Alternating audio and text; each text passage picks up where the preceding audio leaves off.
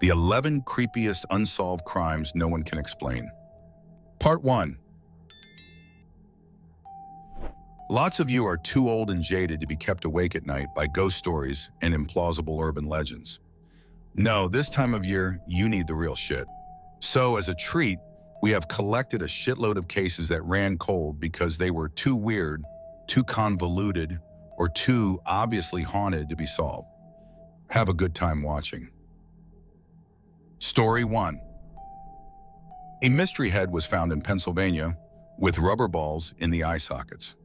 On December 12, 2014, a little boy got off the school bus on a rural road in Economy, Pennsylvania, and stumbled upon something kind of unusual: a severed, goddamned head lying in a field.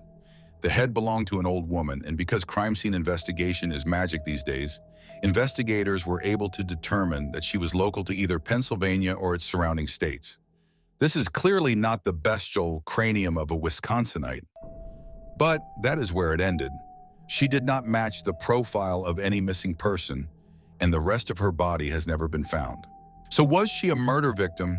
Maybe someone who lived off the grid? Well, here's the first twist. The head was professionally embalmed. That could mean that the head belonged to an already dead body that had been taken to a mortuary, except no mortuary, hospital, or graveyard in the area had any knowledge of a missing head. And how in the hell would they lose one? It is not like they are driving around with a pickup truck full of them. Likewise, investigators cannot tell whether the embalming was done legally through the proper funerary process or by some rogue hobbyist in his or her basement or dungeon. The fact that nobody can identify the victim seems to imply the latter, right? Part of the difficulty in identifying the head can be attributed to the fact that her eyes had been removed. Both eyes had been replaced with fake ones, which is a common embalming procedure. However, in this case, the fake eyes were not the professional ones used by mortuaries. They were rubber children's toys, the kind of bouncy balls widely available from vending machines and dentists' prize chests all over the country. Investigators initially reasoned that the head had either fallen or been thrown from a moving vehicle. Again, are you picturing that? But if so, those rubber eyes would likely have popped out. No, somebody lovingly placed that severed head right there where it was found.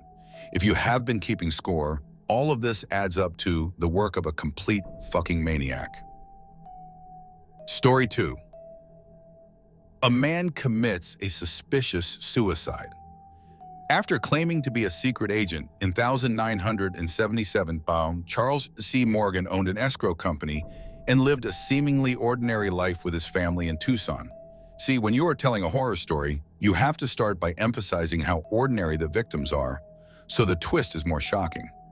Then he vanished without explanation on March 22nd and stumbled back into his house in the middle of the night 3 days later. He claimed that he could not speak, but that he could write, and he wrote his wife a bizarre message claiming that someone had painted his throat with a hallucinogenic drug. Hey, you say, the guy probably went to Las Vegas and made up a nonsense cover story, right?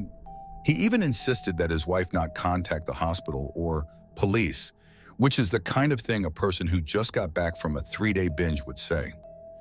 After returning to health, Morgan refused to talk about the incident except to give clues that he had been working secretly as an undercover agent for the Treasury Department.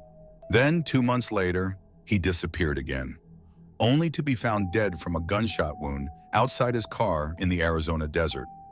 So, he went nuts and committed suicide, right?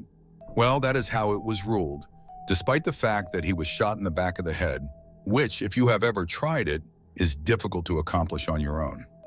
Also, he was wearing a bulletproof vest at the time, was found with a pair of sunglasses that did not belong to him, had one of his own teeth in his pocket, and had a $2 bill stuffed in his underwear, which was annotated with 7 Spanish names and a Bible citation, Ecclesiastes 12, verse 1 to 8. Ooh, okay, maybe the guy was delusional, and as part of his mental illness, intentionally staged his suicide to look like a murder? People do that, right? Before Morgan's body was discovered, his wife received an anonymous phone call from a woman identifying herself only as Green Eyes, who said nothing to her except, Ecclesiastes 12, verse 1 to 8, the same citation her husband was hiding in his underpants.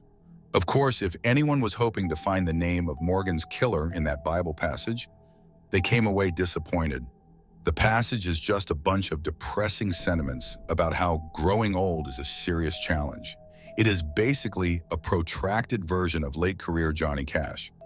Later, Green Eyes contacted the police to let them know that she had been a friend of Morgan's, and that right before his death, he had shown her a briefcase filled with 60,000 United States dollars in cash, which he had hoped to use to buy off a hitman who was coming for him. We can reasonably assume this plan did not work. The informant gave enough personal details that the police were pretty confident she was telling the truth, at least as far as having known Morgan socially. Unfortunately, that was the last that anyone ever heard of Green Eyes, and the case went completely cold. Some people theorize that Morgan's escrow company was a front for money laundering, and the whole thing went south. Or maybe he really was a secret agent for the government. Or there is some third, even weirder explanation we could not have guessed in 1,000 years. If nobody has figured it out in the last 4 decades, we are guessing nobody is going to. Story 3. 2 teenage sisters are murdered. People continue to see them after their deaths. On the night of December 28, 1956, 15-year-old Barbara Grimes and 13-year-old Patricia Grimes went out to see the Elvis movie Love Me Tender, but never made it back home. 3 weeks later, their bodies were found dumped by the side of a road in the middle of nowhere. And with that, we have pretty much run out of information that experts actually agree on. Being that these were 2 teenage girls in the 1950 when they went missing, everyone just assumed they had run off to Nashville to look for Elvis. No, really. Even Elvis himself released a statement pleading for the girls to come home. But the worst fears were realized when a construction worker found the corpses, frozen and completely naked, lying in a position that suggested they had been thrown from a moving car. Barbara's chest was riddled with shallow stab wounds, none serious enough to cause death. It actually was not at all clear what had killed them. We still do not know. The case went cold until 2009, when a retired Chicago cop decided that it was probably worth a more thorough look. As it turns out, for 2 missing people, the girls sure were seen in a lot of places after they disappeared. Friends reported seeing the girls at the theater on the night they died, and multiple witnesses confirmed that they boarded the bus headed back home, only to get off halfway through the trip. 2 boys saw them a few minutes later, laughing and giggling with each other just 2 blocks from their house. A security guard claimed they asked him for directions on the morning of December 29th. One of their classmates spotted them from a restaurant window that evening, walking with 2 unknown girls. 2 separate employees reported that they checked into the nearby Claremont Hotel on December 30th. All of this represents an impressive effort on their part, considering the autopsy report placed their time of death within 5 hours of leaving their home for the movie on December 28th. They should have been too dead for any of the above shit to have happened. So, was the autopsy wrong? Were the witnesses around town just bullshitting the cops to get in on the act? You can go to jail for that, right? That brings us to the phone calls. On January 14th, a week before the bodies were discovered, the phone in the house of Patricia's classmate, Sandra, rang sometime around midnight. Sandra's mother answered. The caller hung up. The phone rang again a few minutes later, and this time a small, frightened voice asked for Sandra. The caller hung up before Sandra could get on the line. Sandra's mother swears that the voice on the other end was that of Patricia Grimes, even though medical science would later say she had been dead for more than 2 weeks by that point. Then, on the 15th, a point when most people still assumed the girls had run off to party in Nashville, the cops got a call from an anonymous person claiming he had a revelation in a dream that the girls were dead and could be found in Santa Fe Park. The cops questioned the guy and decided he was neither a suspect nor a seer. 7 days later, the 2 corpses were found less than a mile from said park. That mysterious caller? None other than Elvis Presley. Okay, not really. It was just some local dude who, as far as they know, had nothing to do with it. Confused? Welcome to the club. Story 4. Jonathan Luna commits the strangest suicide on record. Back in 2003, 38-year-old Jonathan Luna, a married father of 2 children, was working as an assistant United States attorney in Baltimore, Maryland. On the night of December 3rd, he stayed late at the office, which was normal for him, and got into his car at 11:38 in the evening to drive back to his house, also in Baltimore. The next morning, his body was found stabbed an absurd number of times and dumped in a stream in Pennsylvania, which you may recognize as being an entirely different state than Maryland. Even stranger than suddenly getting murdered was Luna's behavior after leaving the office the night of his death. For one thing, rather than heading home, he drove to Delaware, where he withdrew $200 from an automated teller machine. Then, for reasons that can never be explained, he drove to freaking Pennsylvania. Along the way, he crossed a toll road. His ticket had blood on it, suggesting that he had already been attacked, but was still determined to complete whatever mission he was on. Luna's body was discovered in a Pennsylvania stream, and although he had been stabbed 36 times and his throat was cut, his ultimate cause of death was drowning. None of the cash that Luna withdrew from the Delaware automated teller machine was stolen. In fact, it was scattered around his car, as though whoever killed him rooted through his vehicle looking for something else. His blood was all over the back seat, suggesting that most, if not all, of the stabbing occurred there, and the car's engine was still running when his body was discovered. Also, Luna had apparently been in a huge hurry to jump state lines because he left his office in such a rush that he forgot his glasses, which he presumably needed for, driving, on his desk. Some, including the local coroner's office, actually wanted the death reclassified as a suicide, literally saying the guy used a Swiss Army knife to jab himself over and over. Other police are not quite so sure, considering no one in history has ever committed suicide by stabbing themselves 36 times, slashing their own throat, and jumping into a stream. Luna's case is still open, although it has remained cold since 2003. If you happen to know what went down, the Federal Bureau of Investigation will give you $100,000 for the information. Story 5. A young man is murdered. An anonymous person pays for his burial and sends notes. In January 1935, a young man checked into room 1046 of the Hotel President in Kansas City, Missouri, under the name Roland T. Owen. 2 days later, Owen was found naked inside his blood-soaked room. Before he passed out, he claimed that his injury was due to having fallen against the bathtub. It must have been one hell of a fall, because he had also been tied up, beaten, strangled, and stabbed. On the way to the hospital, he succumbed to his injuries. Authorities immediately began to suspect that Owen had not simply fallen over. In addition to his wounds, every single item that had belonged to him had been stolen from the room, including the clothing from his body. And on numerous occasions, Owen had been heard speaking or arguing with an unidentified man who he kept referring to as Don. Not too surprisingly, Roland T. Owen turned out to be a fake name, which meant that the police actually wound up with less information than they had in the beginning, which is not the way that investigations are supposed to work. The mystery of room number 1046 turned out to be a real head-scratcher. Given that nobody could figure out who the victim was, plans were made to bury him cheaply in an anonymous grave. But shortly after this plan was announced by the press, the authorities received an anonymous phone call from someone offering to pay for a proper funeral in a regular cemetery. As promised, money soon arrived in the mail, along with a bouquet of roses and a card signed, "Love Forever, Louise." Wait, what? Who the hell is Louise? Who is anyone involved in this thing? The cops staked out the funeral in case the anonymous benefactor made an appearance. But of course, nobody ever did. It was not until a year and a half later that a woman from Birmingham, Alabama, saw a photo of Owen in the paper and immediately identified him as her long-lost brother, Artemus Ogletree, which you may recognize as a name that could only exist in the 1930. Mystery solved, right? Ogletree's family had not seen him since he left home, a year before he died. However, they later received 3 typewritten letters from him dated after his death. Now, his family had not learned of his demise yet, but they found the letters suspicious all the same, because Artemus did not know how to type.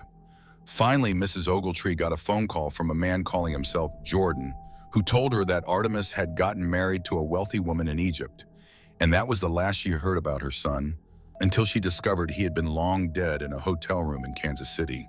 So what kind of twisted soap opera did Artemis Ogletree get himself involved in? What could have possibly paved the way for all this bizarre drama? Why would someone murder Ogletree in such a brutal fashion and then pay for his funeral? Is that some sort of tax write-off? If anyone knows, they have been keeping it to themselves for the last 80 years. Story 6. An inventor disappears, turns up again under a different identity, only that is not what happened at all. This has to be one of history's weirder stories. Back in the 1880th, William Cantello perfected his design for a new and improved machine gun in the cellar beneath his public house in Southampton, England. Then he packed up his shiny new invention with the help of his 2 sons and set out to make a glorious fortune from the time-honored tradition of war profiteering. He never returned. Cantello's sons tirelessly searched for their missing inventor father, basically reenacting a years-long version of the first act of Disney's Beauty and the Beast. A private detective found evidence that Cantello had gone to America and that a whole bunch of money had suddenly disappeared from his bank account, but never found any other clues as to what the hell had befallen him.